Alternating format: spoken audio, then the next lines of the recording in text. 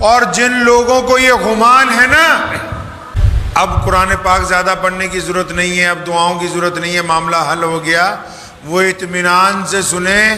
وہ رات جس رات میں ہم لوگ ادھر ادھر ٹہلتے ہیں، گپے مارتے ہیں، وہی تو رات ہے لیلۃ الجزا کی، کہ جب اللہ تعالیٰ فرماتے ہیں کہ اچھا بندے نے مزدوری پوری کر لی ہے، اب مانگو، کیا مانگتے ہو ہم دے رہے ہیں۔ اور آپ یقین مانگیں کہ جب مانگنا شروع کریں نا تو آپ نے مانگنا شروع پہلے اپنے، ایک بات میں اکثر سمجھایا کرتا ہوں، آپ پھر سن لیجئے۔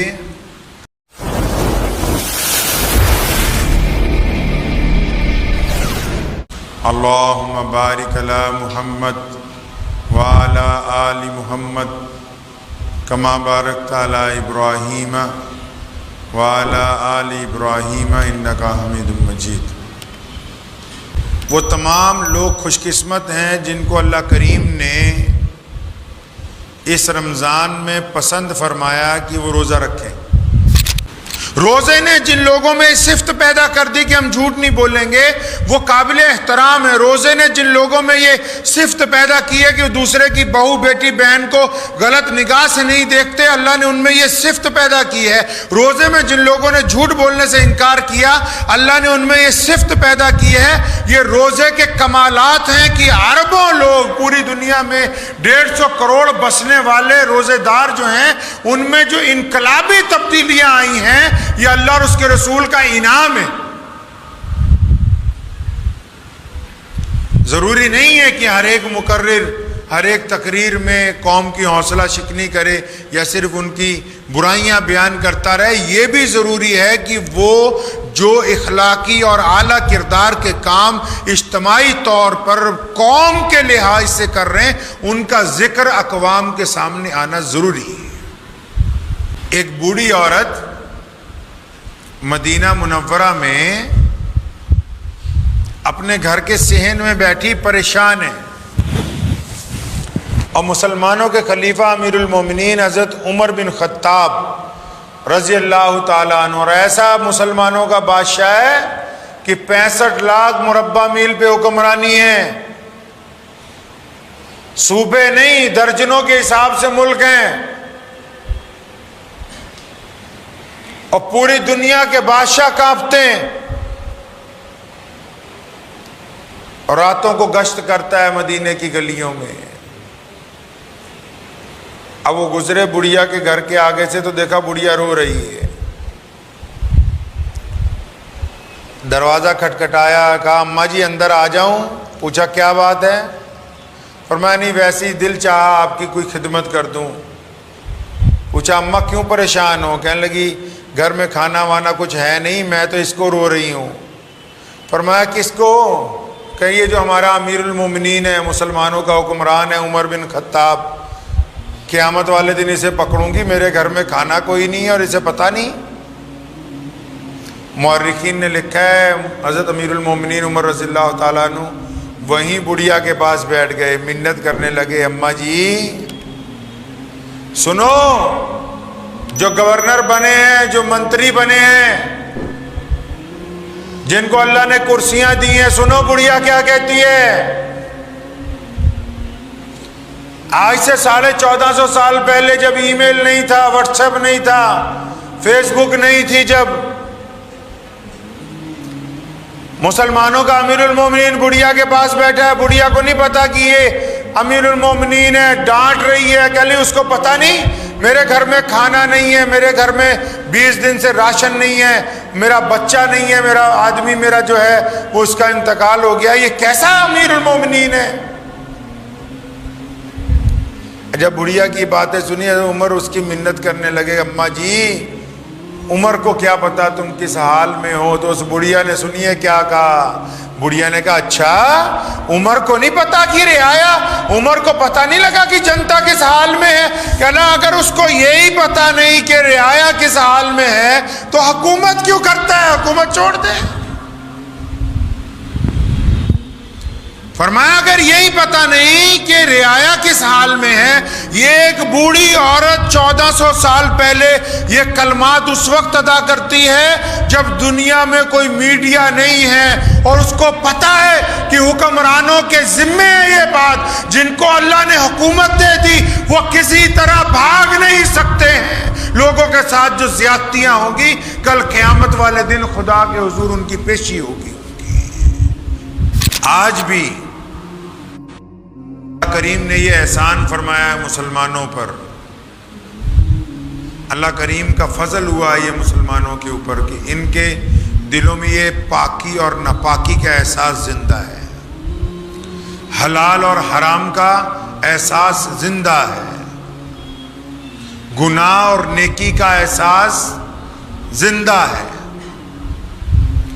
یہی وہ بنیادی چیزیں ہیں انسان کے جسم کی کہ جب یہ احساس زندہ رہیں گے تو ضمیر زندہ رہے گا۔ اگر ضمیر زندہ ہے تو انسان مردہ نہیں ہو سکتا ہے۔ جن کے ضمیر زندہ ہیں وہ مردہ نہیں ہو سکتے۔ اللہ نے ان کو پھر عزتوں سے نوازا ہے۔ تو پیارے نبی حضرت محمد رسول اللہ صلی اللہ علیہ وسلم نے اس رمضان میں ہمیں یہ جو تربیت عطا فرمائی ہے نیک بننے کی، تو آئندہ سارا سال نیک بن کر رہنا ہوگا انشاءاللہ تعالی۔ یہ جو رمضان میں عادت پڑی ہے جھوٹ نہ بولنے کی، اس عادت کو پختہ رکھنا ہوگا۔ یہ رمضان میں جو عادت پڑی ہے آنکھیں جھکا کے چلنے کی، اس عادت کو پختہ رکھنا ہوگا۔ یہ جو رمضان میں عادت پڑی ہے غریبوں کی مدد کرنے کی، اس عادت کو اپنی زندگی کا مستقل مزاج بنانا ہوگا۔ یہ جو عادت پڑی ہے ٹوٹے دلوں کو جوڑنے کی، اس عادت کو مستقل طور پر جوڑنا ہوگا اپنی زندگی کے ساتھ۔ اب بھی اگر کچھ لوگوں کا دل اتنا سخت ہے کہ وہ شرمندگی محسوس کرتے ہیں دوسروں سے معافی مانگنے میں، اگر کچھ لوگ ایسے ہیں رمضان کریم میں جن کو شرم آتی ہے دوسروں سے معافی مانگنے میں، تو آپ یقین مانیں وہ کس منہ سے اللہ سے معافی مانگ رہے ہیں۔ یا اب بھی کچھ ایسے لوگ ہیں جن کو دوسروں کو معاف کرنے میں شرم محسوس ہوتی کہ اچھا فلاں معافی مانگ رہا ہے، معاف کروں نہ کروں، تو وہ اللہ سے کس گمان کے ساتھ چاہتے ہیں کہ اللہ تعالیٰ ہمیں معاف فرما دے۔ اللہ کریم کو تو معاف کرنے والے بندے پسند ہیں۔ پیارے نبی حضرت محمد رسول اللہ صلی اللہ علیہ وسلم نے رمضان کریم میں بے انتہا برکتیں عطا فرمائی، اور جن لوگوں کو یہ گمان ہے نا کہ روزہ ایک رہ گیا ہے، اب قرآن پاک زیادہ پڑھنے کی ضرورت نہیں ہے، اب دعاؤں کی ضرورت نہیں ہے، معاملہ حل ہو گیا، وہ اطمینان سے سنیں ابھی تو وقت ہے مزدور کا مزدوری لینے کا۔ یہی تو 2 دن ہیں اللہ سے اپنی بات منوانے کے۔ یہ جو راتیں چل رہی ہیں تاک راتیں، اور یہ جو رات اب آئے گی جس دن چاند نظر آئے گا، اور پھر وہ جو رات جو بازاروں میں گزرتی ہے، وہ رات جس رات میں ہم لوگ ادھر ادھر ٹہلتے ہیں گپے مارتے ہیں، وہی تو رات ہے لیلۃ الجزا کی، کہ جب اللہ تعالیٰ فرماتے ہیں کہ اچھا بندے نے مزدوری پوری کر لی ہے، اب مانگو کیا مانگتے ہو ہم دے رہے ہیں۔ یہی تو وہ راتیں ہیں جب بندوں کو اللہ تبارک و تعالیٰ نے عطا کرنا ہے۔ تو اس لیے ان راتوں میں مانگیں، اور آپ یقین مانگیں کہ جب مانگنا شروع کریں نا تو آپ نے مانگنا شروع پہلے اپنے پڑوسیوں سے کرنا ہے، پھر عزیز و اقارب سے کرنا ہے، پھر پورے شہر کے لیے، صوبے کے لیے، ملک کے لیے، دنیا کے لیے دعائیں مانگنی ہیں۔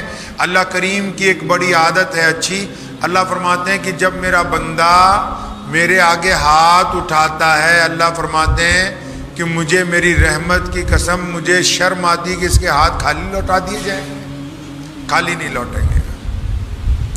اور پھر جو بندہ اپنے بھائی کے لیے مانگتا ہے، اپنے پڑوسی کے لیے مانگتا ہے، اور ایسے رشتہ داروں کے لیے دعا مانگتا ہے جو اس کے دشمن ہیں، تو اللہ کریم اس کی دعا ان کے حق میں تو قبول کرتے ہی کرتے ہیں، اس سے زیادہ اس کے خود کے حق میں قبول کرتے ہیں، وہ چیزیں اس کو بھی عطا فرماتے ہیں اور ان سے زیادہ عطا فرماتے ہیں۔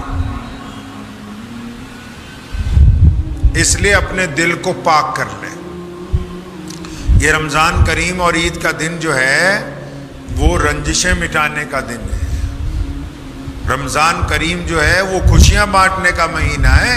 سونے رسول صلی اللہ علیہ وسلم کے پاس آتے تھے لوگ مانگنے کے لیے، اور آپ کو پتا ہے حاتم طائی جو تھا اس نے اپنے گھر کے 7 دروازے بنائے تھے، اور 7 دروازوں سے کوئی مرضی جائے کچھ مانگ لے۔ کئی بہروپیے کیا کرتے تھے، روپ بدل بدل کر جاتے تھے تاکہ حاتم طائی سے پیسے لے لیں، ہر ایک دروازے سے روپ بدل کے چلے جانا۔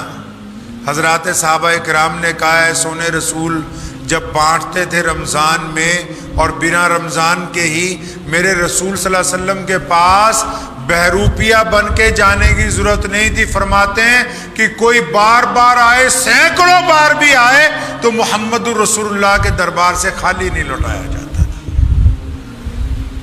خالی نہیں لوٹایا جاتا۔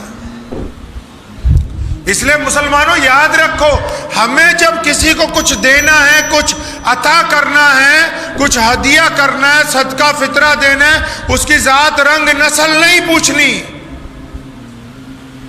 ہمارے لیے یہی کافی کہ اللہ کریم نے ہم سب کو دینے والوں میں شامل فرمایا ہے، لینے والوں میں نہیں رکھا۔ یہی اللہ کی بہت بڑی نعمت ہے۔ اللہ کی یہی ایسی نعمت ہے کہ اس کا اگر شکر ادا کرتے رہے، شکر نہیں ادا ہو سکتا کہ اللہ کریم نے ہم کو دینے والوں میں رکھا ہے۔ بھائی اللہ نے لینے والوں میں نہیں رکھا۔ تو اس لیے جب کوئی مانگنے والا آئے اس سے حجت نہ کرو۔ اللہ نے کسی انسان کو دوسرے انسان پر محاسب نہیں بنایا ہے۔ آپ کو کوئی گورنر نے لگا دیا کہ آپ مانگنے والے سے پوچھتے پھرے کہاں سے آیا، کیا کرتا ہے، تیرا کاروبار کیا ہے، کتنے پیسے ہیں، کتنے نہیں ہیں، دے یا نہ دے۔ تمہارا کام اتنا ہے کہ اللہ نے جو بندہ تم تک بھیجا اس کو دو۔ سونے رسول نے فرمایا مسلمانوں، اور ہماری ماں کو کہا کہ عائشہ اگر کوئی مانگنے والا آ جائے، فرمایا یا رسول اللہ گھر میں کچھ نہ ہو، فرمایا کھجور کی گٹھلیاں تو ہوتی ہیں نا، بنا دیے ہوئے اس کو خالی نہیں لوٹانا۔ یہ اللہ نے نظام بنایا ہے۔ تبھی تو دیکھیں نا کہ آج پوری دنیا کے بڑے بڑے جو حکمران ہیں ان کو اسلام سے الرجی ہے، اور اسلام پوری دنیا میں تیزی سے پھیل رہا ہے۔ کیوں؟ کیونکہ اسلام زمین سے جڑا ہوا مذہب ہے۔ اسلام نے انسان کے مزاج کی بات کی ہے۔ قرآن پاک نے کہا نا کلا بلا لا تکرمون الیتیم، لوگوں نے کہا یتیم کو روٹی کھلانا بڑی بات ہے، ہم روٹی دے رہے ہیں۔ قرآن نے کہا نہیں نہیں، روٹی کھلانا بڑی بات نہیں ہے۔ قرآن نے کہا کھانا کھلانا بڑی بات نہیں۔ قرآن نے کہا بڑی بات تو یہ ہے کہ یتیم کی عزت کرو، مسکین کی عزت کرو۔ فرمایا یا رسول اللہ عزت کرے؟ ہاں، کہ جب تم عزت کرو گے تو اس کو گھر میں بٹھاؤ گے، جب گھر میں بٹھاؤ گے اس کے سامنے ہاتھ جوڑ کے کھڑے ہوگے، اس کی خواہش پوچھو گے، اس کو بہترین شربت پیش کرو گے، اچھے کھانے کھلاؤ گے۔ روٹی تو کتے کو بھی دی جاتی ہے۔ اسلام نے انسان کے مزاج کی بات کی۔ اسلام نے کہا کہ جب ہم دوسرے کو عزت دیں گے تو روٹی پانی کپڑا سب کچھ دے دیا جائے گا ساتھ میں۔ اسلام جیسا نظام نہیں لا سکتی دنیا۔ اسلام نے مظلوم کو عزت دیتے ہوئے کہا کہ ابو بکر اور بلال ایک تھالی میں کھانا کھائیں گے، اور فرمایا محمود اور ایاز ایک صف میں کھڑے ہو کر نماز پڑھیں گے۔ تو اس لیے جو دنیا کا فلسفہ ہے اور جو میرے رسول حضرت محمد رسول اللہ صلی اللہ علیہ وسلم کا فلسفہ ہے، اس میں زمین و آسمان جتنا فرق ہے۔ لوگ دے کے جتلاتے ہیں، یہاں دے کے فرمایا جاتا ہے چھپاؤ۔ لوگ کھانا کھلانا بڑی بات سمجھتے ہیں، یہاں غریب کو عزت دینی بڑی بات سمجھی جاتی ہے۔ یہاں ٹوٹے ہوئے دلوں کو جوڑنا بڑی بات سمجھی جاتی ہے. لوگ بدلہ لینا بڑی بات سمجھتے ہیں، اسلام میں معافی مانگنا بڑی بات سمجھی جاتی ہے. تو آج رمضان المبارک کے اس جمعے کے موقع پر آپ تمام حضرات سے میری گزارش ہے کہ جن لوگوں سے ناراضگیاں ہیں دور کریں، اللہ کا واسطہ ہے. جن سے ناراضگیاں ہیں دور کریں. ماں باپ سے اگر ہیں تو معافی مانگیں، بھائی بہنوں سے ہیں تو ان سے مصافحہ کریں، پڑوسیوں سے ہیں تو درگزر کریں، محبتیں بانٹیے. اسلام نے نفرتوں کا حکم نہیں دیا ہے، محبتوں کو عام کریں. ایک بات میں اکثر سمجھایا کرتا ہوں، آپ پھر سن لیجئے. اسلام نے پوری دنیا کا ذمہ دار مسلمانوں کو بنایا کہ پوری دنیا کا خیال رکھو، لیکن ہر ایک مسلمان کو یہ نہیں کہا کہ اچھا تو انگلینڈ جرمنی کا دھیان رکھنا. نہیں، ہمارے ذمے سونے رسول نے حکم دیا ہے اپنے ماں باپ کا، پڑوسیوں کا، اپنے عزیز و اقارب کا، اپنے محلے والوں کا، اپنے گھر کے دائیں بائیں والوں کا خیال رکھیں. یہ نہیں ہے کہ گھر میں کچھ نہ ہو، پڑوسی بھوکا ہو اور ہم یہاں جامع مسجد کے باہر آ کے کولڈ ڈرنک بانٹتے رہیں کہ جی ہم تو بہت بڑا کام کر رہے. نہیں، اسلام نے ایسی کسی نیکی کا حکم نہیں دیا. اسلام نے کہا ہے کہ دائرہ ایک مضبوط معاشرے سے شروع ہوتا ہے. اسلام نے مضبوط معاشرہ بنایا ہے، ایک طاقتور سماج اسلام نے بنایا جو آج پوری دنیا کے سامنے کھڑا ہے سر اٹھا کے. دنیا کا کوئی ایسا ملک اور خطہ نہیں ہے جہاں کلمہ لا الہ الا اللہ محمد الرسول اللہ پڑھنے والے لوگ موجود نہ ہوں. اس لیے اپنے معاشرے کو درست کریں جہاں ہم لوگ رہتے ہیں، جس معاشرے میں رہتے ہیں، جن لوگوں کے ساتھ ہم رہتے ہیں. اپنے والدین کا دھیان رکھیں، اپنے پڑوسیوں کا دھیان رکھیں، پھر اپنے رشتہ داروں کو دیکھیں، محلے کو. یہ کیٹیگریاں اگر اچھی ہیں، طاقتور ہیں، ان کے پاس سب کچھ موجود ہے، تب آپ کو اختیار ہے کہ اب کہیں اور جا کے چیریٹی کرو. تب آپ کو اختیار ہے کہ اب کسی اور کے ساتھ جا کر معاملہ کر لو. یہی لوگ بھوکے ہوں اور باہر تم ڈھول بجاتے پھرو، اسلام نے ایسی نیکی کا حکم نہیں دیا ہے. یہی تو نظام ہے کہ جو آج پوری دنیا کے اندر اللہ اور اس کے رسول صلی اللہ علیہ وسلم کے ماننے والے لوگ جو ہیں وہ موجود ہیں. اس لیے اس عید کے اوپر کسی کو ایسا لگتا ہے کہ میں معافی مانگنے سے میری بے عزتی ہو جائے گی تو کوئی بات نہیں، کروا لیجئے. رسول اللہ نے فرمایا ہے کہ اگر کوئی بندہ کسی سے معافی مانگ لے، اس کو لگے میری عزت کم ہو جائے، سونے رسول فرماندے میرے سے لے لینا قیامت والے دن، کم نہیں ہوگی. اور کسی کو معاف کرتے ہوئے اگر لگتا ہے کم ہو جائے گی تو اس کی غلط فہمی ہے، کم نہیں ہوگی. اللہ تعالیٰ ایسی جزا عطا فرمائیں گے. یاد رکھو ایک وقت آنے والا ہے، قیامت کے دن سارے راز کھول دیے جائیں گے، سب سامنے چلے گی فلم. جو باتیں ہم دنیا سے چھپاتے ہیں، بس وہ فلم اس لیے رک سکتی ہے کہ آپ دوسروں کے عیبوں کی لوگوں کے ساتھ نمائش بند کر دیں. وہ فلم اس لیے رک سکتی ہے جو قیامت والے دن آپ کے کارناموں کی چلنی ہے کہ اب آپ لوگوں کا دل توڑنا بند کر دیں. خاص کر روزے دار اور نمازی سن لیں، اگر کوئی نمازی اور روزے دار روزہ رکھ کے نماز پنجگانہ پڑھ کے کسی بھی بندے کے دل کو توڑتا ہے، بار بار تکلیف پہنچاتا ہے، تو اس کی نماز بھی نہیں ہوتی، روزہ بھی نہیں ہوتا. نماز نہیں ہوتی، روزہ نہیں ہوتا ہے. اور گھروں میں جو بڑھیاں ہیں وہ سوچتی رہتی ہیں شاید سارا دن مصلی پہ بیٹھی ہیں، اب شام کو اگر 5 لوگوں کا دل بھی جلا دیا تو مصلی پر بیٹھنا صبح سے شام تک ختم ہو گیا. اگر 5 لوگوں کو بھی تکلیف پہنچا دی، 5 کیا اگر ایک بندے کا دل آپ نے توڑ دیا، ایک بندے کا، اب وہ ماں باپ کا ہو، بھائی بہنوں کا ہو، پڑوسیوں کا ہو، راہگیر کا ہو، کسی غریب کا ہو، کسی یار دوست کا ہو، ایک آدمی کا دل توڑ دیا تو پھر اللہ ناراض ہے. اللہ تبارک و تعالیٰ کو بندے وہ پسند ہیں جو لوگوں کے دلوں کو جوڑتے ہو.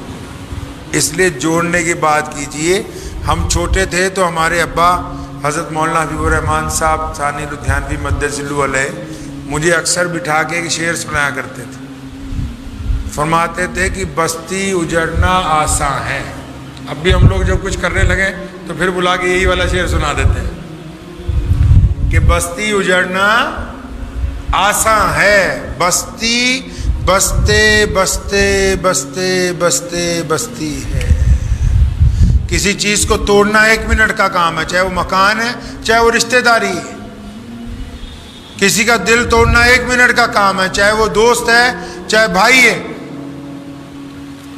قدیم تعلقات کو 1 منٹ میں ذلیل کر دینا 1 سیکنڈ کا کام ہے، اور اگر پھر ویسے ہی تعلقات بنانے ہو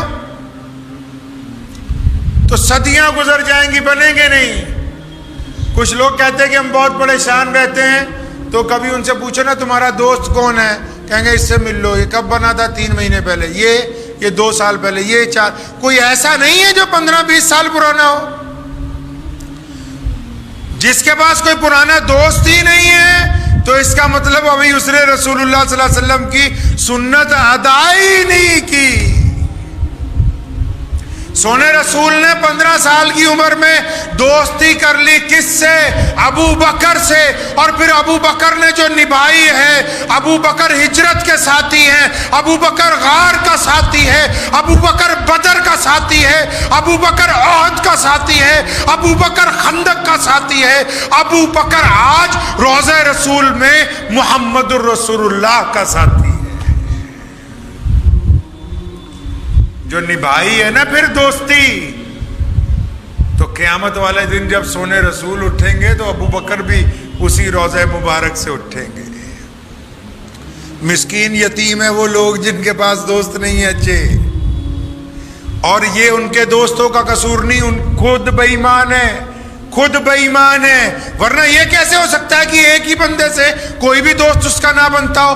اگر کوئی بھی نہیں بنتا، اسلام نے کہا ہے کہ اب اس گریبان کو جھانکو، کیا اس میں غیبتیں تو نہیں ہیں؟ کیا اس میں زنا کے ارادے تو نہیں ہیں؟ کیا اس میں بے ایمانیاں تو نہیں ہیں؟ کیا اس میں ریاکاریاں تو نہیں ہیں؟ کیا اس میں غرور تو نہیں؟ کیا اس میں تکبر تو نہیں ہے؟ اگر سب کچھ ہے ہی اس میں، پھر آپ دوسروں سے کیا توقع کر رہے ہیں؟ تو یہی تو وہ باتیں ہیں جو رمضان نے نکال کے باہر پھینک دی. یہی تو وہ سروے ہوا ہے جو رمضان نے ہمارے اندر سے نیکیاں ڈال دی، برائیاں نکال دی. اب بھی اگر کسی مسلمان کو لگتا ہو کہ اس کے روزوں کے بعد اس کے دل میں فلاں فلاں بیماری ہے، تو مطلب ابھی روزے رکھے نہیں گئے. اب سچی نیت کے ساتھ 2 روزے رکھ لیجئے جو رہ گئے ہیں، تو تب میں کہہ رہا ہوں کہ باقی روزوں کا ثواب مل جائے گا. اگر اس نیت کے ساتھ کہ میرا دل جو ہے وہ بالکل پاک ہونا چاہیے. تو دعا کیجئے. وقت بھی ہو گیا. اللہ تعالیٰ مجھے بھی آپ سب کو بھی ان باتوں پہ عمل کرنے کی توفیق عطا فرمائے. وآخر دعوانا ان الحمد للہ رب العالمین.